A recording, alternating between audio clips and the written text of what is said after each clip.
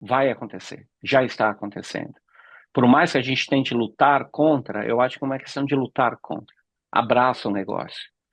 O único ponto que eu acho importante é definir a velocidade disso tudo. Porque Sim. agora é tão rápido que em alguns pontos isso pode causar uma disrupção.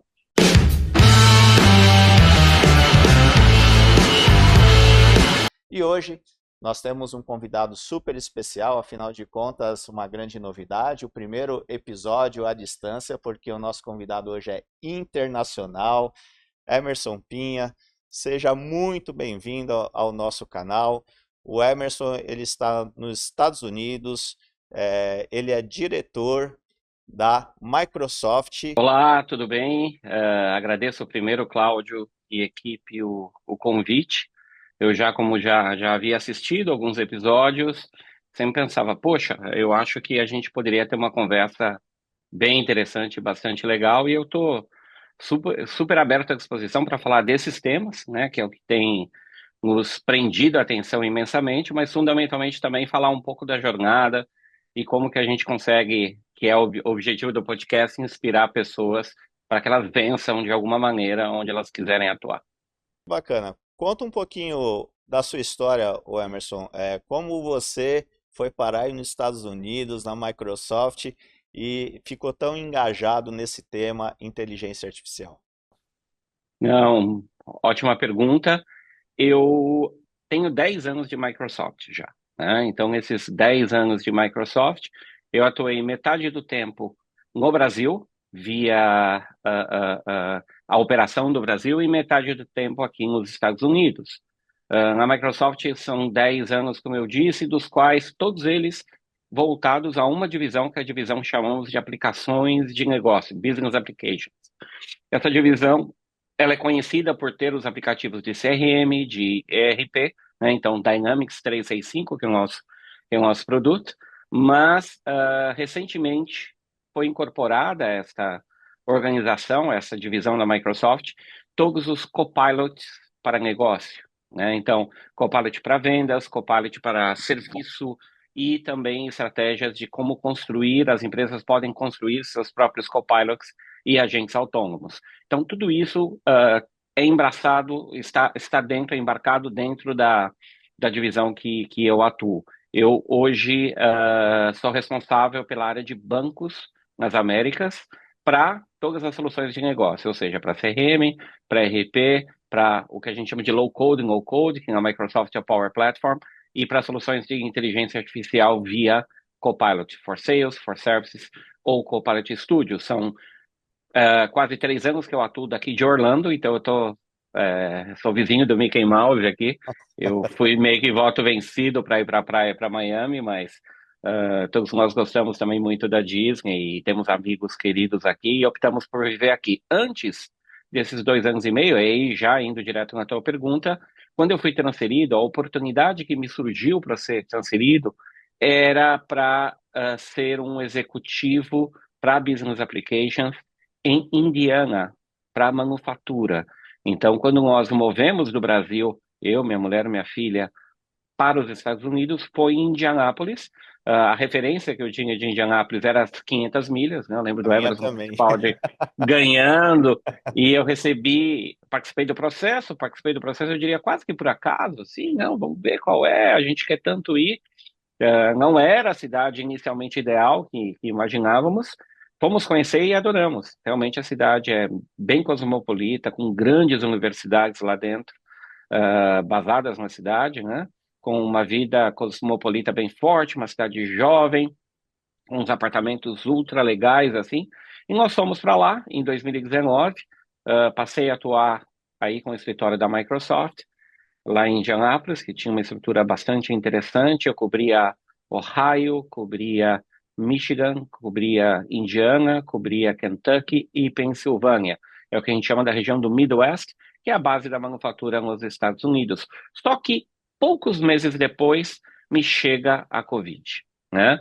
Então, com a entrada da Covid, meio que muita coisa mudou. A gente parou de visitar clientes, parou de ir para o escritório, então meio que eu fiquei exilado dentro do meu próprio apartamento em Indiana. Ainda bem que Então, são legais, né? Pois é. Mas a questão era assim, era uma série de incertezas, né? Como que isso vai impactar o negócio? Será que vai acabar rápido? Eu me lembro claramente nos grupos de colegas e amigos, não, acho que até julho vai, não foi até julho. Acho que até dezembro vai, não foi até dezembro, foi um outro ano inteiro, enfim, né? Que eu fiquei em Indiana, teve bem forte a questão de ficar em casa, então foi uma época bastante diferente, digamos assim, que eu encarei. E só fechando o meu tempo de Microsoft, os 5 anos anteriores, com base em São Paulo, eu sou de São Paulo, e eu era diretor de negócios para a América Latina de Business Applications. Na época, a gente não existia o Copilot, né? A inteligência artificial era mais uma inteligência artificial não generativa, baseada em machine learning, com o time de Azure, mas o meu time era CRM e ERP, soluções né, para relacionamento de clientes ou de gestão de negócios, para toda a América Latina. Então, eu fiquei 5 anos estourando todos os pontos que você pode imaginar da Latam, e sendo cliente VIP, viajando desde o México ao Uruguai, Argentina, Chile, Colômbia, Porto Rico, Dominicana, e aprendendo todos os sotaques em castelhano, que eu achava que era um idioma só, e no fim é muita coisa. Antes disso, eu trabalhei na Salesforce, que é hoje um dos nossos competidores, né? Um dos grandes players da área, e eu tinha já alguns anos de bagagem em database marketing e em business intelligence. E isso foi importante para que eu pudesse depois chegar numa big tech, né? E desenvolver o trabalho que eu tenho mais ou menos 10, 11 anos dentro desse mercado. Que legal, é uma linda trajetória. Eu acho que é bastante desafiador pegar um mercado norte-americano, ainda mais nessa área financeira, como você atua, que a gente sabe que é monstruosa, principalmente aí nos Estados Unidos, né? E justamente por você ter essa experiência de Américas, podemos dizer assim, eu queria que você contasse um pouquinho as diferenças que existem no desenvolvimento de tecnologias e até essa questão da inteligência artificial dos Estados Unidos em relação a outros países aqui da América. A gente Não, sabe que a China está muito evoluído nisso também, mas claro. principalmente aqui nas Américas. Sim, a China até tem uma liderança bem estabelecida em patentes. Eu vi o último número e fiquei basicamente impressionado. Mas o centro do desenvolvimento ainda passa aqui pelos Estados Unidos, né? Então, eu tiro por base a própria companhia que eu trabalho, a Microsoft, em que todas as soluções que acabam sendo lançadas no mercado, elas se lançam primeiro aqui. E a partir daí você tem o que a gente chama de um rollout, né? Para outros países e em algum momento chega assim no Brasil, mas há um delay de 6 meses, um delay de um ano. É raro quando o lançamento ele é geral para alguma coisa realmente nova. Nós, na Microsoft, começamos a tomar pé, né, ciência do que seria o Copilot exatamente há um ano, né? E todas as especulações em relação a como a Microsoft investia no OpenAI, um pouco mais que isso. Ou seja, mesmo nós que estamos aqui dentro, né, ainda quase recebemos a notícia da mesma maneira que vocês recebem, né? Enfim, Ninguém quase no sabia. mesmo momento que ficou público. Não, foi muito bem guardado pelos times. A gente sabia que tinha que o futuro ia ser reshaped, que a gente chama redesenhado em termos de aplicações de negócio, mas não tínhamos uma noção tão clara de como seria. É tão curioso porque eu tenho 10 anos de Microsoft, o ano passado eu tinha 9, quase 9, e eu pensava, falei, poxa, gosto muito da companhia, gosto muito do meu trabalho, da minha função, mas será que talvez não vale a pena começar a pensar em algo novo? Ano que vem eu completo 10 anos e talvez valha a pena. Mas aí pintou o Copilot, pintou OpenAI, pintou o ChatGPT, pintou essa explosão de novas soluções e de mudanças e de inovação, e eu diria que eu estava no local certo e na hora certa. E a Microsoft ela tem liderado essa corrida, e a área em que eu trabalho é uma das áreas pilares desse desenvolvimento de inteligência artificial generativa via Copilot, na Microsoft, focando de novo nas aplicações de negócio, ou seja, em como a gente pode impactar o negócio das empresas e como a gente pode transformar o jeito com que as pessoas trabalham. Perfeito. Eu queria que você explicasse um pouquinho para a nossa audiência que não sabe exatamente o que que é o Copilot. Você poderia explicar um pouquinho para a gente? Fantástico. Ótima pergunta. O Copilot da Microsoft, ou Microsoft Copilot, ele é, como o nome diz, o seu copiloto, o teu ajudante, né? Então, ele é uma aplicação, uma solução com inteligência artificial. A gente pode, eventualmente, entrar um pouquinho mais no detalhe, mas há uma conexão lá no fundo com o ChatGPT, com a OpenAI, utilizando o grande modelo de linguagem deles, mas isso somado aos modelos da Microsoft que entendem exatamente o contexto em que cada profissional trabalha, por quê? Porque cada profissional usa ou o Teams, ou o Outlook, ou aplicações da Microsoft em geral, ou de outros, inclusive, ele soma esse contexto do trabalho que você está executando, mais um modelo de linguagem que a gente chama de LLM, eu acho que a galera aí tem visto essa expressão, Large Language Models, a soma disso entrega uma informação relevante para o profissional na ponta ou para a pessoa na ponta, né? É basicamente como se você perguntasse para o ChatGPT, para quem está mais habituado com o ChatGPT, uma especificidade do seu negócio e o ChatGPT conseguisse responder em cima de um e-mail que você trocou há 2 dias. Então, como que eu faço uma proposta melhor para o meu cliente X? E o ChatGPT responderia para você porque ele leu o teu e-mail. Pois bem, esse é o Copilot. E o que faz hoje a Microsoft ser tão disruptiva e até dentro até dos próprios nomes ser tão sugestivo? Isso aconteceu desde a época lá do Windows, quando começou. Na minha época eu só conhecia o DOS, aí entrou o Windows, aquele 3.11, o conceito da janela, né? Eu acho que os nomes são muito felizes também. Depois, isso virou realmente no plural, né? Com as múltiplas janelas, depois nas outras versões do Windows. Agora, o nome Copilot, que eu acho que é um posicionamento muito claro até da empresa em relação ao uso, né? Que ele vai ser um copiloto e não um substituto também das pessoas, né? Ex- Exatamente. E há uma grande confusão quando as pessoas pensam entre Copilot, ele vai roubar o meu trabalho, ou o autopiloto, ou o agente autônomo. Isso é uma outra história. É Hum. evolução com super evolução do que eram os bots, né, de agentes virtuais. Estamos falando de um outro processo. E isso também vai acontecer. Ambos vão conviver. Mas quando falamos de Copilot, é isso. É como se você tivesse um buddy, um colega, um amigo mega inteligente, mas na verdade uma memória muito boa, aquele cara que é o Google humano, né, o Bing humano, e ele te responde rapidamente de maneira assertiva e te guia nesse processo. Vou te dar um exemplo, o agente de call center.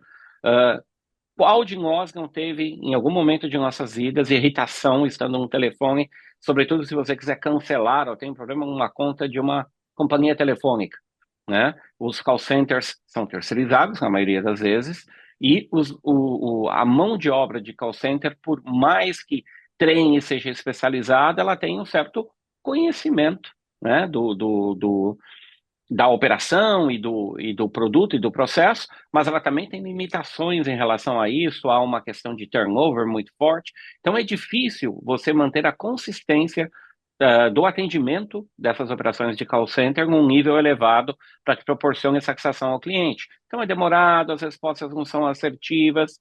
Imagine que você tem esse copilot, esse seu amigo, que vai dizer para você, ele escuta o que o cliente diz e vai te dar a melhor sugestão de resposta na tua frente. Então a janelinha do chat vai dizer: Emerson, responda ao Cláudio que a fatura dele, que a linha dele não está habilitada, porque a fatura que ele tinha que pagar em 29/8 não foi paga, hoje é 20/10, então é por isso, mas ele tem 2 dias úteis.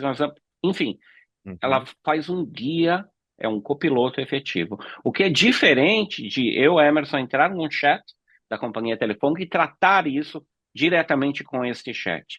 Esse chat pode ser um chat autônomo, que é o caso quando a gente fala de agentes autônomos, e aí sim o processo não envolve o ser humano e ele vai ficar baseado numa base de conhecimento. Então, basicamente, o agente autônomo vai tentar responder em cima do que ele tem a base de conhecimento dele, e agora a novidade com a inteligência artificial generativa. Ele também vai apontar para algum modelo de linguagem para criar, ele vai somar a base de conhecimento e criar com algum conhecimento externo para poder devolver uma resposta cada vez mais assertiva para o cliente. Então, você começa a deixar aquela situação de, poxa, gostaria, ligo, eu sou cliente Delta aqui nos Estados Unidos, então estou no chat da Delta, começo a escrever sobre a posição de um voo, quero adicionar o meu pet, né, meu cachorro, na cabine para viajar comigo. Você está falando de mudar a sua passagem? Você está falando. Era muito comum você não entender, o sistema não entender, né, o bot não entender exatamente o que você desejava de resposta. Isso passa a mudar, porque isso realmente você, mesmo que você venha com um tema cuja base de conhecimento não tenha isso de maneira tão mastigada e já pronta, ele consegue recorrer ao modelo, o outro modelo de linguagem, né, e trazer a resposta mais próxima da realidade. Ou seja, vai transformar isso de múltiplas formas. Sobre o branding da Microsoft, o nome da Microsoft, isso é um fato, né? É engraçado que no mercado se olha até outras empresas com um apelo de marketing melhor que a Microsoft. Mas sim, ela tem nomes consagrados, desde o DOS, né, que eu diria que é 1.0 da Microsoft, o 2.0 foi com o lançamento do Windows 3.1, a Microsoft 3.0 com Satya Nadella em 2014, que eu acho que aí foi, de fato, a grande reinvenção, e agora a Microsoft da era dos copilots desde 2023. Se você olhar as listas das maiores empresas do mundo, mais valiosas do mundo, desde os anos 80, a Microsoft está no top 10. E é a única que conseguiu isso, porque ela foi se reinventando. Então, isso é um mérito bastante grande da companhia, né? Conseguir se rejuvenescer e bater de frente com companhias que são jovens e que, em teoria, são menos pesadas em seus processos internos, né? E na sua cultura também. E o que é interessante também é esse conceito de inovação. Afinal de contas, a inteligência artificial já se conhece desde ali da década de 40, 50, né? Bastante antiga. Isso. Porém, por meio da OpenAI, se tornou um processo totalmente democrático e acessível para todos na função do low code ou no code, né?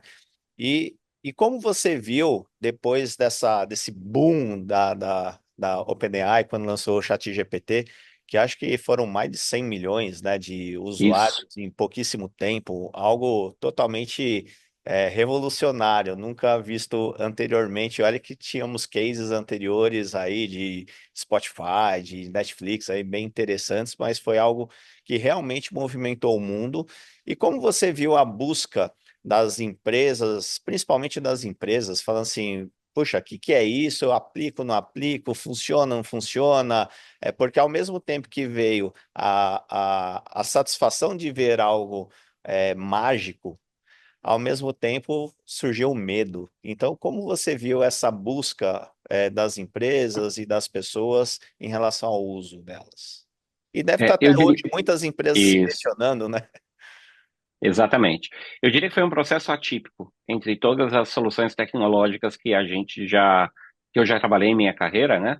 Então, pude dar um exemplo, pude ver a evolução do cloud computing, né? Então, quando se falava em 99, 2000, e eu trabalhei, como disse, na Salesforce, naquele momento, a Salesforce, para a CRM, era o player praticamente único de aplicação na nuvem, né? E se falava muito disso, e eu sentia, naquele momento, uma barreira imensa com a galera de tecnologia, os CIOs da época, questionando segurança, questionando disponibilidade. E isso é um processo que se demorou anos, anos e anos até o cloud ser dominante. Mesmo hoje ainda existem restrições em alguns bancos em que eu tenho em que nós temos soluções que precisam ser on-prem, sim ou sim, né? On-premise, ou seja, instalado dentro dos servidores dos bancos.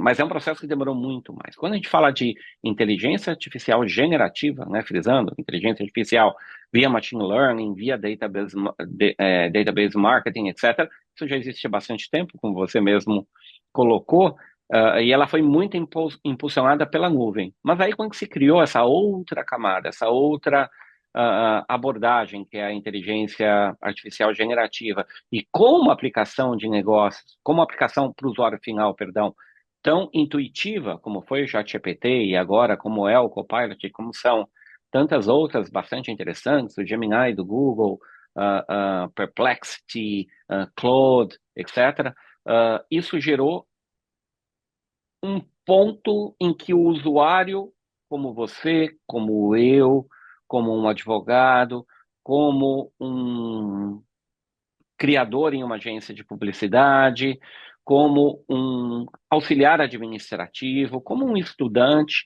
sem treinamento prévio possa, de fato, começar a tomar vantagem daquilo que a inteligência artificial pode te trazer, né? E pensando no conceito das empresas, isso de fato é uma grande revolução.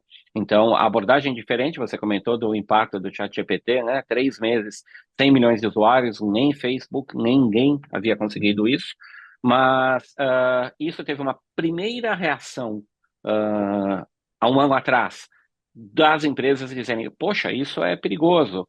Não, poxa, isso vai acabar remodelando a maneira pela qual eu trabalho de uma maneira negativa, né? Isso vai acabar roubando uma série de trabalhos. Então, os trabalhadores também começaram a ficar preocupados, né? Qual o custo de implementar isso? Meu Deus do céu! Mas na medida em que a revolução começou, inclusive começou pelas pequenas empresas, pelos profissionais liberais, até chegar nas grandes empresas, mas com um processo recorde, muito rápido, na medida em que se ouvia cada vez mais da utilização, dos benefícios, né, e empresas podendo colher esses benefícios rapidamente, essa percepção mudou. Eu sempre dou um exemplo, em abril deste ano, eu fui mediar uma mesa redonda, né, com C-levels de bancos aqui dos Estados Unidos, e nessa mesa estavam CFOs, CROs, que é o de vendas, né, CMOs, CTOs técnicos de vários dos maiores bancos do mundo, ok?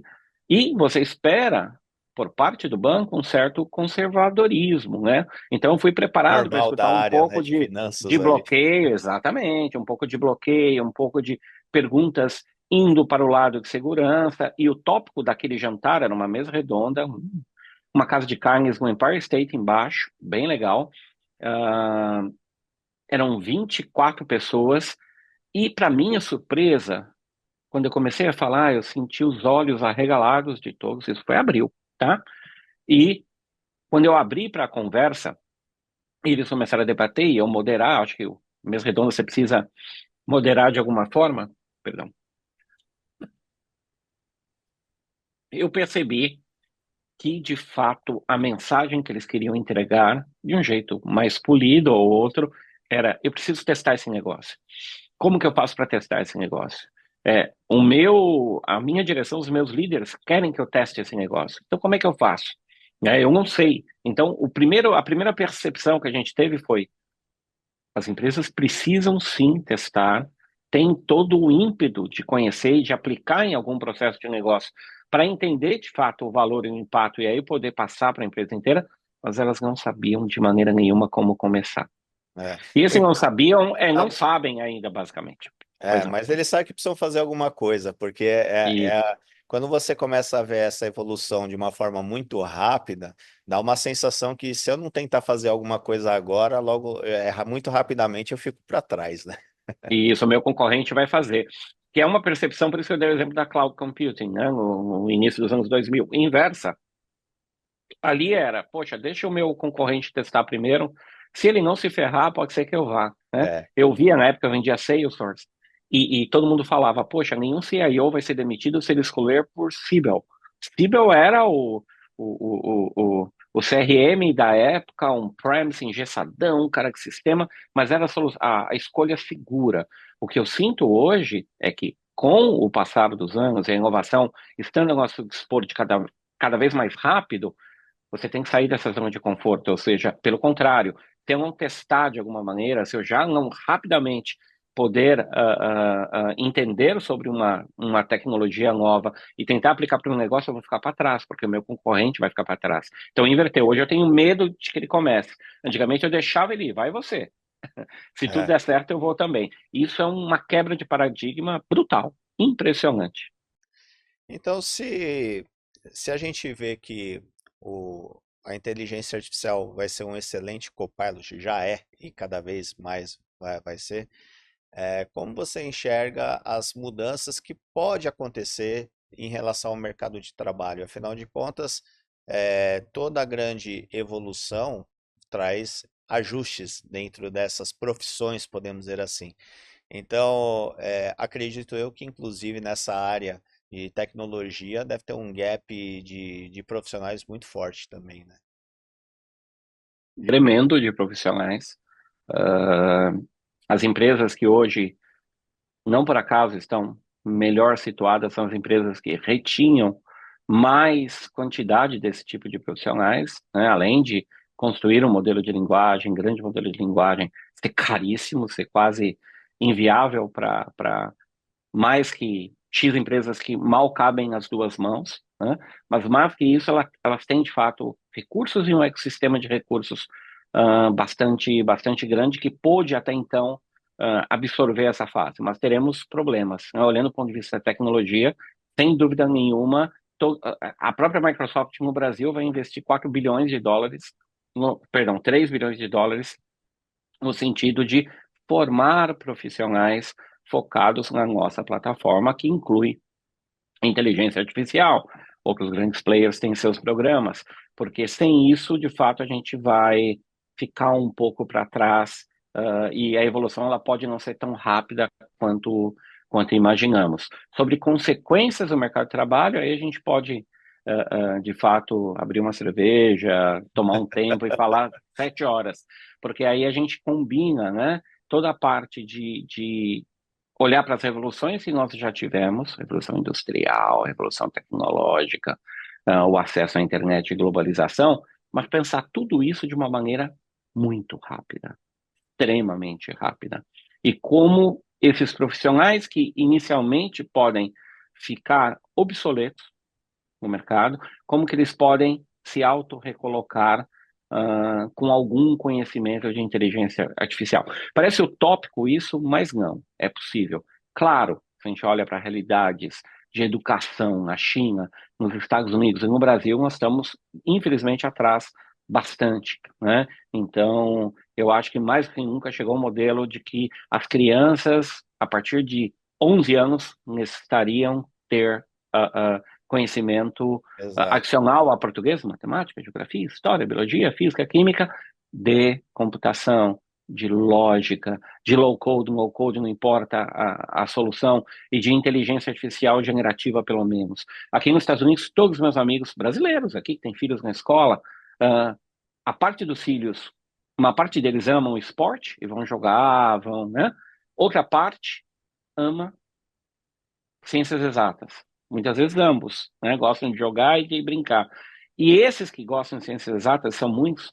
Todas as crianças de 8 anos, 9 anos, têm projetos de robótica. Estamos falando de generativa, estamos falando de robótica, efetivamente. Bacana. Então é um carrinho Transformer para brigar, e são competições por bairro, por escola, por bairro, municipais, regionais, nacionais. Então nós temos um casal de amigos cujos dois filhos são brilhantes, e eles participam e estão sempre quase ganhando segundo lugar, primeiro lugar, em competições assim bastante relevantes, porque isso já está na veia deles. Eles chegaram muito novinhos aqui e desde a terceira série, terceiro ano, quarto ano, quinto ano, já tem isso embutido e para eles é tão normal quando tem uma aula de inglês ou de matemática. Então isso vai fazer uma grande diferença. Nós estamos muito atrás. Então nós temos de fato de pensar em como a gente consegue pegar os jovens que hoje estão próximos aí para o mercado de trabalho, ter de alguma maneira programas da iniciativa privada e do governo que possa formar cada vez mais esses jovens, ter iniciativas das próprias empresas de tecnologia, como o investimento da Microsoft, e tenho certeza que outras também estão fazendo isso, né? Mas, em paralelo, também olhar para a educação de base, porque isso vai nos garantir que em 20, 30 anos a gente chegue lá, infelizmente, 20, 15, na melhor hipótese. Só que a gente tem que resolver esse problema aqui. Porque senão, de fato, algumas profissões serão impactadas quase que imediatamente. Nós falamos sobre o call center, por exemplo, né? Onde cada vez mais que a inteligência artificial generativa esteja e cujo modelo que suporta aquela operação de call center e a solução esteja cada vez mais certinho, entregando respostas cada vez mais perfeitas, a chance desses chamados serem resolvidos, o primeiro contato via um autopilot, via um agente autônomo, é gigante. E na medida em que eu mato ela no primeiro chamado, ela não segue adiante. E eu posso aí sim reduzir o meu time de atendimento. Porque quando a gente fala de call center, O modelo de hoje é um modelo de despesa, é um modelo de custo. Porém, se toda oportunidade de contato é uma oportunidade de venda, e se eu mudo, faço shift da mentalidade do meu time, né, e passo a enxergar o call center também como centro de receita, né, então eu resolvo, mas levo até um dos agentes para que ele tente vender, fazer um cross-selling, um upsell, etc, etc. Existem caminhos para isso, mas como toda mudança drástica, isso vai se passar, olhando para aquela curva famosa, né, de um sofrimento, assim, alta tecnologia, a gente vai ter um gap inicial na questão de algumas áreas vão sofrer mais com posições de emprego, mas automaticamente isso vai se encontrar novamente lá na frente, né? O quanto menos dolorido, esse é o desafio. Eu, pessoalmente, penso nisso o tempo todo, e a maneira que eu, estando no meio da inteligência artificial, queria devolver para a sociedade é pensar em como potencializar jovens, sobretudo jovens menos favorecidos, né? Nossos filhos têm computador desde cedo, né? Mas Exato, e quem não tem, né? exato. Então, isso é muito complexo. E você que participa de eventos no mundo todo, inclusive semana que vem vai estar em Portugal, aí participando de um evento, esteve aqui recentemente no Brasil também. O quanto essas comunidades, como aqui no Brasil nós temos o AI Brasil, inclusive o Ale esteve aqui há mais ou menos 15, 20 dias atrás, falando um pouquinho sobre a comunidade, o quanto isso é importante nessa evolução.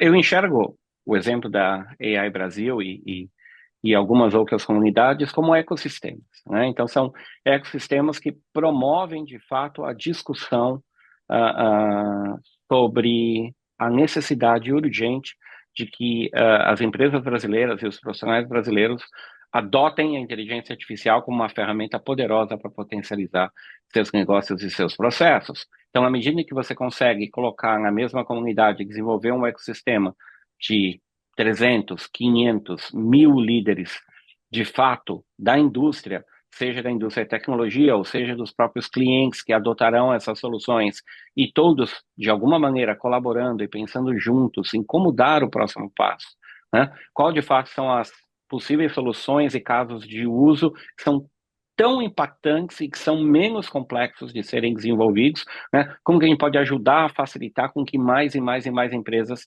tenham acesso a isso? Como que a gente pode ter uma força política importante para influenciar na decisão sobre as futuras regulamentações e futuros tipos de ajuda, né, que o setor vai precisar para acelerar, né, para não crescer apenas de maneira orgânica. Eu vejo isso com muitos bons olhos.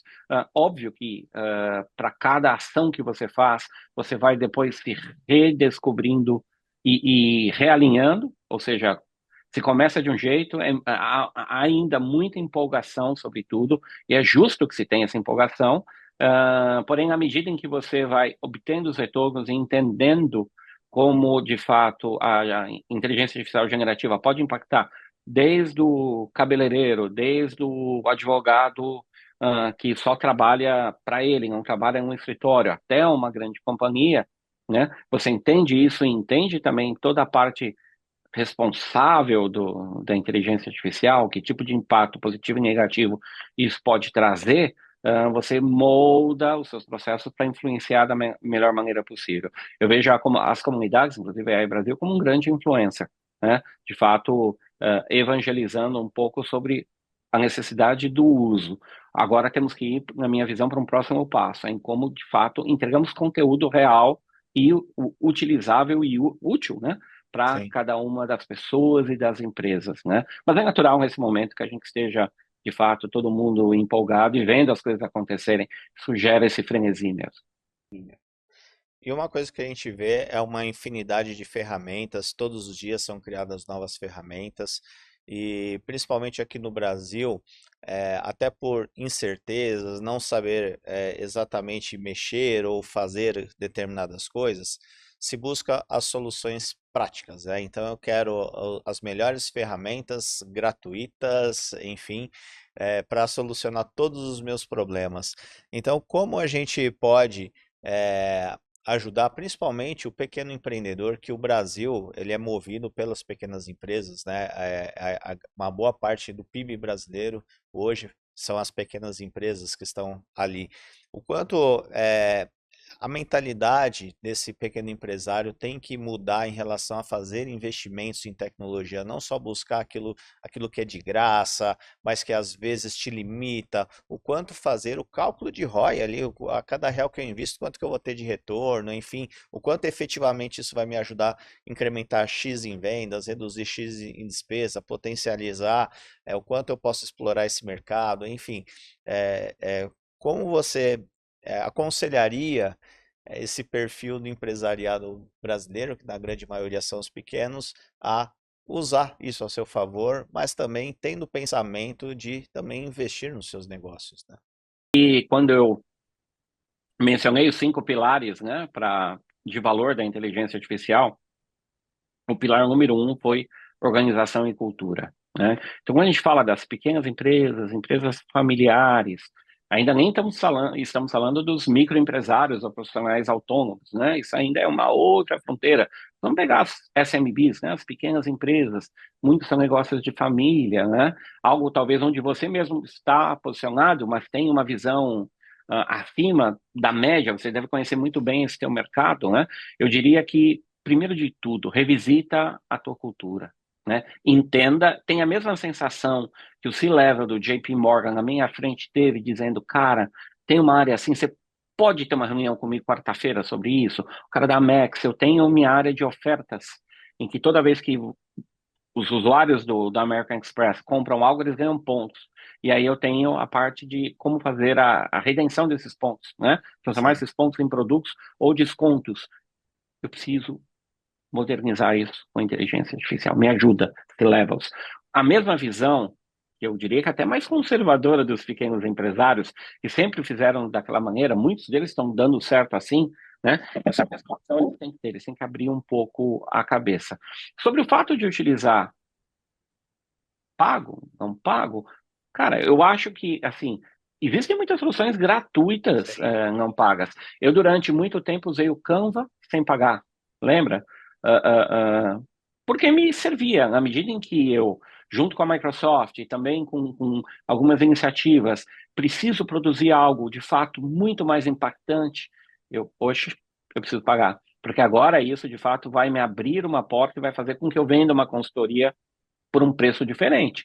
Antes eu vendia, sei lá, por US$ 1.000 um estudo. Agora eu vendo por 5.000. Agora eu vendo por 25.000. E eu preciso Exato. entregar um material de uma qualidade que a McKinsey, que é uma grande consultoria no mundo, entregaria. Então eu acho que, independente de ser pago ou ser de graça, o que vai seduzir o pequeno empresário e o médio empresário é qual o retorno que ele vai ter. Você mencionou vendas, redução de custos. Eu vou puxar a sardinha para o meu lado como bom integrante a vida toda de uma equipe de vendas e gestão de vendas, que vendas é o primeiro calcanhar. Exceto naquelas situações que nós comentamos, quanto mais eu vendo, mais eu perco. Aí é uma situação à É, parte. Mas é, se não, vendas é o grande ponto de chamar a atenção para o pequeno empreendedor. O segundo ponto é, de fato, em termos de redução de custo. Ele vai conseguir perceber que ele vai poder tirar mais da equipe dele. Nessa equipe dele tinha, e vamos pensar numa empresa pequena, uma série de trabalhos manuais, né? Então, um Excel que eu salvo aqui, ponho no pendrive, mando por e-mail, isso acabou. Isso vai reduzir meu tempo. Então, basicamente, eu vou ter aquela escolha de Sofia. Ou eu demito, eu tenho 5 caras no administrativo, demito 2 e fico com 3, ou eu pego esses 5 vão me entregar muito mais do que eles estavam me entregando hoje. Eu tenho uma equipe de 10 vendedores, demito 4, fico com 6 para vender o que eu tenho e sim. reduz o custo.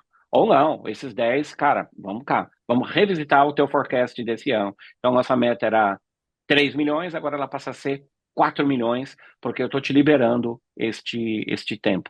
Para mim, sempre é o melhor caminho. Sem dúvida. E o quanto a gente ainda está na pontinha do iceberg, né, em relação à inteligência artificial? Um pouco de jogo de adivinhação, né? Foi igual outras tecnologias. Quanto mais eu vivo, mais eu me surpreendo nos últimos meses, né? O que eu vi de lançamentos nas últimas 3 semanas de outros players, mas eu posso falar da Microsoft, é algo assustador, né? Nós tivemos em Las Vegas há 4 semanas a Power Platform Conference. Para quem não sabe, o Power Platform é nossa plataforma de low code, no code, ou seja, com baixa programação ou sem nenhuma programação, montar aplicativos de negócio, automação, né? Montar fluxos de workflows, fluxos de trabalho e montar copilotos. Fazer o seu próprio copiloto, fazer o seu próprio agente. E quando nós nos deparamos, eu sabia algumas informações antecipadamente, evidente, mas quando nós nos deparamos com aquilo que iria para o mercado, e essa semana muito mais detalhes foram passados de maneira pública, é impressionante. Eu vou te dar um exemplo. Eu desenho um processo, posso ser no papel se quiser, e escanear, ou desenho aquelas caixinhas do PowerPoint, qualquer, ok? Vamos fazer o cadastro de fornecedores. Vendedor entrega, imputa dado do fornecedor, esse dado passa para a consulta, etc, etc, até esse fornecedor ser aprovado. Eu desenho, isso é desenho. Eu tenho um copilot no Power Automate, que é o cara que é a solução que desenha workflows, que ele lê este processo e cria esse processo para você. É Ele cria. sensacional, né? Pronto. A assertividade de 94%, 95%, você vai fazer pequenos ajustes e beleza, e está pronto. Mas no nível D, eu arrasto, eu tenho algumas fontes de dados. Eu preciso conectar com o SAP, eu clico e arrasto, porque ele tem um conector pronto para isso. Isso faz com que a minha área de tecnologia fique de fato enfocada mais em inovação do que de fato fazer atividades que não são de grande valor. E a gente passa a ter os usuários de negócio, aqueles que são mais parrudos, digamos assim, né, mais hábeis com tecnologia, ou aquele cara que era um baita cara de Excel na sua área, né? Esse é o tipo do power user que vai também te ajudar nesses processos. Mas é uma revolução total. Só para te dar um único exemplo, fora tantos que a gente já viu, né? Existe um copilot chamado Recording, em que ele lê o que está tudo na tua tela, não o metadado, não o dado, ele lê de fato a tua tela. E tem um vídeo, a galera pode procurar aí no YouTube, depois eu posso colocar nos comentários quando, né, na publicação deste episódio, em que um jogador está jogando Minecraft, que é um jogo da Microsoft, do Sim. Xbox, e ele começa a pedir dicas para o Copilot. O Copilot está assistindo ele jogar. E o Copilot começa a falar, não, cara, vai por aqui, vai por ali. Olha, se eu fosse você, eu pularia esse obstáculo, né? Eu não sou um grande usuário de videogame, mas enfim, é mais ou menos por aí. É impressionante. Então, as possibilidades que a gente tem são impressionantes, tanto do ponto de vista do copiloto e das aplicações autônomas, que aí não é tanto o meu forte, dos Elon Musks da vida, etc., dos robôs, mas, enfim, a minha mensagem é: